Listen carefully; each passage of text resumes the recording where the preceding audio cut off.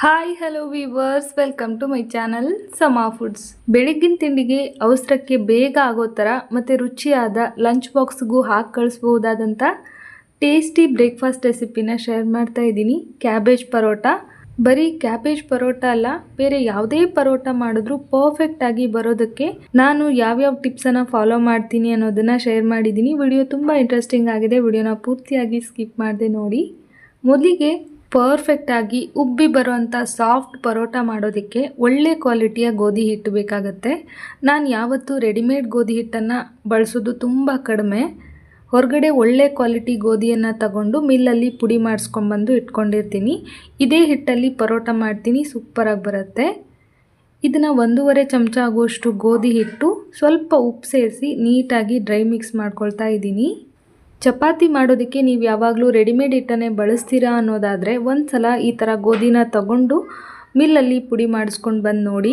ಮತ್ತೆ ನೀವು ರೆಡಿಮೇಡ್ ತರೋದನ್ನೇ ಬಿಟ್ಬಿಡ್ತೀರಾ. ತುಂಬ ಅಂದರೆ ತುಂಬ ಚೆನ್ನಾಗಿರುತ್ತೆ. ಏನೇ ಮಾಡಿದ್ರೂ ಚೆನ್ನಾಗಿ ಬರುತ್ತೆ. ಹೋಳಿಗೆ ಮಾಡಿದ್ರೂ ಕೂಡ ತುಂಬ ಅಂದರೆ ತುಂಬ ಚೆನ್ನಾಗಿ ಬರುತ್ತೆ. ಇದೇ ಹಿಟ್ಟಲ್ಲೇ ನಾನು ಹೋಳಿಗೆ ಕೂಡ ಮಾಡ್ತೀನಿ. ಬೇಳೆ ಹೋಳಿಗೆ, ಯಾವುದೇ ಥರದ ಹೋಳಿಗೆನೂ ಇದರಲ್ಲೇ ಮಾಡ್ಬೋದು. ಈಗ ನೋಡಿ, ಸ್ವಲ್ಪ ನೀರು ಹಾಕ್ಕೊಂಡು ಸಾಫ್ಟಾಗಿ ಹಿಟ್ಟನ್ನು ಕಲಿಸ್ಕೊಂಡಿದ್ದೀನಿ. ಇದಕ್ಕೆ 2 ಚಮಚ ಆಗುವಷ್ಟು ಕೊನೆಯಲ್ಲಿ ಎಣ್ಣೆ ಹಾಕಿ ಮತ್ತೊಂದು ಸಲ ನೀಟಾಗಿ ನಾದ್ಕೊಂಡು ಮೇಲ್ಗಡೆ ಒಂದು ಪ್ಲೇಟನ್ನು ಮುಚ್ಚಿ 10 ರಿಂದ 15 ನಿಮಿಷ ನೆನೆಸಿಟ್ರೆ ಸಾಕು. ಈಗ ಇದು ನೆನೀತಾ ಇರಲಿ. ಅಷ್ಟರಲ್ಲಿ ಕ್ಯಾಬೇಜ್ ಪರೋಟಕ್ಕೆ ಕ್ಯಾಬೇಜನ್ನು ತುರಿದಿಟ್ಕೊಂಡಿದ್ದೀನಿ. ಈ ಥರ ತುರಿದಿಟ್ಕೊಂಡ್ರೆ ಕ್ಯಾಬೇಜ್ ಪರೋಟ ಸ್ವಲ್ಪನೂ ಹರಿದಂಗೆ ಚೆನ್ನಾಗಿ ಬರುತ್ತೆ. ಸಣ್ಣದಾಗಿ ಕಟ್ ಮಾಡ್ಕೋಬೋದು, ಬಟ್ ನಾನು ಯಾವತ್ತೂ ಸಣ್ಣದಾಗಿ ಕಟ್ ಮಾಡಿಲ್ಲ. ಈ ಥರ ತುರಿದ್ಬಿಟ್ಟೆ ಮಾಡ್ತೀನಿ. ಇದಾದ ನಂತರ 1 ಇಂಚಷ್ಟು ಹಸಿ ಶುಂಠಿ, 1 ಹಸಿ ಮೆಣಸು, 1 ಕಡ್ಡಿ ಕರಿಬೇವನ್ನು ಸಣ್ಣದಾಗಿ ಕಟ್ ಮಾಡ್ಕೊಂಡು ತೊಗೊಂಡಿದ್ದೀನಿ. 1 ಮೀಡಿಯಮ್ ಸೈಜ್ ಈರುಳ್ಳಿನೂ ಕೂಡ ಸಣ್ಣದಾಗಿ ಕಟ್ ಮಾಡಿ ಇಟ್ಕೊಂಡಿದ್ದೀನಿ. ನಂತರ ಒಂದು ಪ್ಯಾನ್ ಇಟ್ಕೊಂಡು 1.5 ಟೇಬಲ್ ಸ್ಪೂನ್ ಆಗುವಷ್ಟು ಎಣ್ಣೆ ಬಿಸಿಯಾದ ನಂತರ ಜೀರಿಗೆ ಫ್ರೈ ಆಗೋವಾಗ ಹಸಿ ಶುಂಠಿ, ಹಸಿ ಮೆಣಸು, ಕರಿಬೇವನ್ನು ಹಾಕಿ ಚೆನ್ನಾಗಿ ಬಾಡಿಸ್ಕೋಬೇಕು. ಇದಾದ ನಂತರ ಕಟ್ ಮಾಡಿಟ್ಕೊಂಡಿರೋ ಈರುಳ್ಳಿನ ಕೂಡ ಹಾಕಿ ಫ್ರೈ ಮಾಡ್ಕೊಳ್ಬೇಕು. ಈರುಳ್ಳಿನ ತುಂಬ ಹೊತ್ತು ಫ್ರೈ ಮಾಡೋ ಅವಶ್ಯಕತೆ ಇಲ್ಲ, ಸ್ವಲ್ಪ ಹೊತ್ತು ಬಾಡಿಸ್ಕೊಂಡ್ರೆ ಸಾಕಾಗತ್ತೆ. ಇದಾದ ನಂತರ ತುರಿದಿಟ್ಕೊಂಡಿರೋಂಥ ಕ್ಯಾಬೇಜನ್ನು ಸೇರಿಸ್ತಾ ಇದ್ದೀನಿ. ಇದ್ಯಾವುದನ್ನು ಕೂಡ ಅತಿಯಾಗಿ ಫ್ರೈ ಮಾಡ್ಕೊಳ್ಳೋ ಅವಶ್ಯಕತೆ ಇಲ್ಲ, ಸ್ವಲ್ಪ ಹೊತ್ತು ಬಾಡಿಸ್ಕೊಂಡ್ರೂ ಕೂಡ ಸಾಕಾಗತ್ತೆ. 1 ರಿಂದ 2 ನಿಮಿಷ ಚೆನ್ನಾಗಿ ಕ್ಯಾಬೇಜನ್ನು ಫ್ರೈ ಮಾಡ್ಕೊಂಡಿದ್ದೀನಿ. ಈಗ ಇದಕ್ಕೆ ಒಂದಷ್ಟು ಮಸಾಲೆ ಪುಡಿಗಳನ್ನು ಸೇರಿಸೋಣ. 1/4 ಚಮಚ ಅರಿಶಿನದ ಪುಡಿ, 1 ಚಮಚ ಹೋಮ್ಮೇಡ್ ಧನಿಯಾ ಪುಡಿ, 1/4 ಚಮಚ ಹೋಮ್ಮೇಡ್ ಗರಂ ಮಸಾಲ, 1 ಚಮಚ ಅಚ್ಕಾರದ ಪುಡಿ, ಹಾಗೆ ತುಂಬ ಇಂಪಾರ್ಟೆಂಟಾಗಿ ಅಂದರೆ 1 ಚಮಚ ಚಾಟ್ ಮಸಾಲ ಅಥವಾ ಡ್ರೈ ಮ್ಯಾಂಗೋ ಪೌಡರ್ನ ಸೇರಿಸಬೇಕು. ರುಚಿಗೆ ತಕ್ಕಷ್ಟು ಉಪ್ಪು. ಡ್ರೈ ಮ್ಯಾಂಗೋ ಪೌಡರ್ ಅಥವಾ ಚಾಟ್ ಮಸಾಲ ಸೇರಿಸೋದ್ರಿಂದ ಒಂದು ಟ್ಯಾಂಗಿ ಫ್ಲೇವರ್ ಸಿಗುತ್ತೆ. ತುಂಬ ಅಂದರೆ ತುಂಬ ಚೆನ್ನಾಗಿರುತ್ತೆ, ಮಿಸ್ ಮಾಡಬೇಡಿ.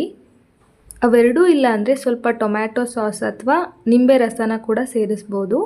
ಇದೆಲ್ಲ ಮಸಾಲ ಪುಡಿಗಳನ್ನು ಚೆನ್ನಾಗಿ ಫ್ರೈ ಮಾಡ್ಕೊಂಡಾದ ನಂತರ ಕೊತ್ತಂಬರಿ ಸೊಪ್ಪನ್ನು ಸೇರಿಸಿ ನೀಟಾಗಿ ಮಿಕ್ಸ್ ಮಾಡಿಕೊಂಡು ಗ್ಯಾಸ್ನ ಆಫ್ ಮಾಡ್ಕೊಂಡ್ಬಿಡ್ತೀನಿ. ಈಗ ಇದು ತುಂಬ ಬಿಸಿಯಾಗಿದೆ, ಪಾತ್ರೆ ಕೂಡ ತುಂಬ ಕಾದಿರುತ್ತೆ. ಇದರಲ್ಲೇ ಬಿಟ್ಟರೆ ತಣ್ಣಗಾಗೋದಕ್ಕೂ ಟೈಮ್ ಹಿಡಿಯುತ್ತೆ, ಹಾಗೆ ಡ್ರೈ ಆಗಿಬಿಡುತ್ತೆ. ಹಾಗಾಗಿ ಇದನ್ನು ಬೇರೆ ಪಾತ್ರೆಗೆ ತೆಗಿತಾ ಇದ್ದೀನಿ. ಇದು ತಣ್ಣಗಾದರೆ ಪರೋಟ ಮಾಡೋದಕ್ಕೆ ತುಂಬ ಸುಲಭ ಆಗುತ್ತೆ. ಇದಾದ ನಂತರ ಪರೋಟ ಅಥವಾ ಚಪಾತಿ ಏನೇ ಮಾಡಿದ್ರೂ ಹಚ್ಚಿ ಲಟ್ಸೋದಕ್ಕೆ ಒಂದಷ್ಟು ಗೋಧಿ ಹಿಟ್ಟು ಬೇಕಾಗತ್ತೆ. ಅದಕ್ಕಾಗಿ ನಾನು ಈ ಥರ ಒಂದು ಡಬ್ಬದಲ್ಲಿ ಗೋಧಿ ಹಿಟ್ಟನ್ನು ತೆಗೆದು ಫ್ರಿಜ್ಜಲ್ಲಿ ಎತ್ತಿಟ್ಬಿಟ್ಟಿರ್ತೀನಿ. ಪದೇ ಹಿಟ್ಟನ್ನು ಪ್ಲೇಟಲ್ಲಿ ಹಾಕ್ಕೊಳ್ಳೋದು, ಮತ್ತೆ ಅದನ್ನು ತಗೊಂಡೋಗಿ ಡಬ್ಬಕ್ಕೆ ಹಾಕೋದು ಆ ಥರ ಏನೂ ಮಾಡೋದಿಲ್ಲ. ಈ ಹಿಟ್ಟನ್ನು ಕಂಪ್ಲೀಟಾಗಿ ಹಚ್ಚಿ ಲಟ್ಸೋದಕ್ಕೇ ಬಳಸ್ಕೊತೀನಿ. ಇದಾದ ನಂತರ ಪರೋಟ ಮಾಡೋದಕ್ಕೆ ಹಿಟ್ಟನ್ನು ಕಲಸಿ ನೆನೆಯೋದಕ್ಕೆ ಬಿಟ್ಟಿದ್ವಲ್ಲ, ಹಿಟ್ಟು ಚೆನ್ನಾಗಿ ನೆಂದಿದೆ. ನಾನಿಲ್ಲಿ ಮೀಡಿಯಮ್ ಸೈಜ್ ಪರೋಟ ಮಾಡ್ಕೊಳ್ತಾ ಇರೋದ್ರಿಂದ ಮೀಡಿಯಮ್ ಆಗಿ ಒಂದು ಹುರುಳಿನ ಮಾಡಿಕೊಂಡು ಗೋಧಿ ಹಿಟ್ಟಲ್ಲಿ ಡಿಪ್ ಮಾಡ್ತಾ ಇದ್ದೀನಿ. ಈ ಥರ ನೀಟಾಗಿ ಡಿಪ್ ಮಾಡಿ ಇದನ್ನು ಲಟ್ಟಿಸ್ಬೋದು, ಅಥವಾ ಇನ್ನೊಂದು ವಿಧಾನ ತೋರಿಸಿದ್ದೀನಿ, ನಾರ್ಮಲಾಗಿ ಆ ಥರನಾದರೂ ಮಾಡ್ಕೊಳ್ಬೋದು. ಲಟ್ಸೋವಾಗ ನೀವು ಈಗಷ್ಟೇ ಮಾಡ್ತಾ ಇದ್ದೀರಾ ಅನ್ನೋದಾದರೆ ಸುತ್ತ ತೆಳುವಾಗಿರಲಿ, ಮಧ್ಯ ದಪ್ಪ ಇರಲಿ. ನಿಮಗೆ ಪರೋಟ ಮಾಡಿ ತುಂಬ ರೂಢಿ ಇದೆ ಅಂದರೆ ನೀವು ಹೇಗೆ ಬೇಕಾದರೂ ಮಾಡ್ಬೋದು, ಚೆನ್ನಾಗೇ ಬರುತ್ತೆ. ಈಗ ಕ್ಯಾಬೇಜ್ ಪರೋಟ ಸ್ಟಫಿಂಗ್ ಇತ್ತಲ್ಲ, ಅದನ್ನು ಒಂದು ಉಂಡೆ ಮಾಡಿಕೊಂಡು ಮಧ್ಯದಲ್ಲಿಟ್ಟು ಹೋಳಿಗೆ ಮಾಡ್ತೀವಲ್ಲ ಅದೇ ಥರ ಸುತ್ತ ಎಲ್ಲ ಹಿಟ್ಟನ್ನು ಕವರ್ ಮಾಡ್ಕೊಳ್ತಾ ಬರಬೇಕು. ಎಕ್ಸ್ಟ್ರಾ ಇರೋ ಗೋಧಿ ಹಿಟ್ಟನ್ನು ತೆಗೆದುಬಿಡಬೇಕು, ಈ ಥರ ಕಟ್ ಮಾಡಿ. ಇದಾದ ನಂತರ ನೀಟಾಗಿ ಒತ್ತಿ ಪ್ರೆಸ್ ಮಾಡಿಕೊಂಡು ಸ್ವಲ್ಪ ಗೋಧಿ ಹಿಟ್ಟನ್ನು ಡಸ್ಟ್ ಮಾಡಿ ನಿಧಾನಕ್ಕೆ ಹೋಳಿಗೆ ಲಟ್ಟಿಸ್ತೀವಲ್ಲ ಆ ಥರ ಲಟ್ಟಿಸ್ಬೇಕು. ಚಪಾತಿ ಥರ ಗಟ್ಟಿಯಾಗಿ ಪ್ರೆಸ್ ಮಾಡಿ ಲಟ್ಟಿಸಿದ್ರೆ ಕಿತ್ಕೊಂಡು ಹೋಗ್ಬಿಡುತ್ತೆ, ಅಂಟ್ಕೊಂಡು ಹರಿದೋಗ್ಬಿಡುತ್ತೆ. ಹಾಗಾಗಿ ನಿಧಾನಕ್ಕೆ ಹೋಳಿಗೆ ಎಲ್ಲ ಲಟ್ಟಿಸ್ತೀವಲ್ಲ ಆ ಥರ ಲಟ್ಟಿಸ್ಬೇಕು. ಒಂದು 2-3-4 ಸಲ ಲಟ್ಟಿಸಿದ್ರೂ ಸಾಕು, ಪರೋಟ ರೆಡಿ ಆಗಿಬಿಡುತ್ತೆ. ತುಂಬ ಏನೂ ಲಟ್ಟಿಸೋ ಅವಶ್ಯಕತೆ ಇಲ್ಲ. ಈಗ ನೋಡಿ ಪರೋಟ ರೆಡಿ ಆಯಿತು. ಈಗ ಇನ್ನೊಂದು ಥರ ಪರೋಟನ ಹೇಗೆ ಮಾಡೋದು ನೋಡೋಣ. ಈ ಥರ ಕೈಯಲ್ಲಿ ಮಾಡೋದು ರೂಢಿ ಇದ್ದರೆ ಸುತ್ತ ಅಂಚಲ್ಲಿ ತೆಳುವಾಗಬೇಕು, ಆ ಥರ ಕೈಯಲ್ಲೇ ಪ್ರೆಸ್ ಮಾಡ್ಕೊಳ್ತಾ ಹೋಗಿ. ಇದಾದ ನಂತರ ಮಧ್ಯದಲ್ಲಿ ದಪ್ಪ ಇರುತ್ತಲ್ಲ ಅದನ್ನು ಹಾಗೆ ಬಿಟ್ಟು ಅದನ್ನು ಲಟ್ಟಿಸ್ಬಾರ್ದು, ಸುತ್ತ ಅಂಚಲ್ಲಿ ಮಾತ್ರ ತೆಳ್ಳಗೆ ಲಟ್ಟಿಸ್ಕೋಬೇಕು. ಈ ಥರ ಮಾಡೋದ್ರಿಂದ ಪರ್ಫೆಕ್ಟಾಗಿ ಬರುತ್ತೆ ಪರೋಟ. ಮಧ್ಯದಲ್ಲಿ ಒಂದು ಚೂರು ಅರಿಯಲ್ಲ. ನಾವು ಈವನ್ ಆಗಿ ಲಟ್ಟಿಸ್ಕೊಂಡ್ಬಿಟ್ರೆ ಕೆಳಗಡೆ ಹರಿದೋಗ್ಬಿಡುತ್ತೆ. ಮೇಲ್ಗಡೆ ಎಲ್ಲ ಸೇರಿಸಿ ಮುದ್ದೆ ಮಾಡಿರ್ತೀವಲ್ವ ಅಲ್ಲಿ ಹರಿಯೋದಿಲ್ಲ, ಇನ್ನೊಂದು ಕಡೆ ಹರಿದೋಗ್ಬಿಡುತ್ತೆ. ಇದಾದ ನಂತರ ಅದೇ ಥರ ಸ್ಟಫಿಂಗ್ನ ಇಟ್ಟು ಎಕ್ಸ್ಟ್ರಾ ಇರೋ ಹಿಟ್ಟನ್ನು ತೆಗೆದು ಲಟ್ಟಿಸ್ಕೋಬೇಕು. ಸುಮಾರು ಜನ ನನ್ನ ಹತ್ರ ಪರ್ಸ್ನಲ್ ಆಗು ಹೇಳಿದ್ದಾರೆ, ಹಾಗೆ ಕಮೆಂಟ್ ಕೂಡ ಬಂದಿದೆ.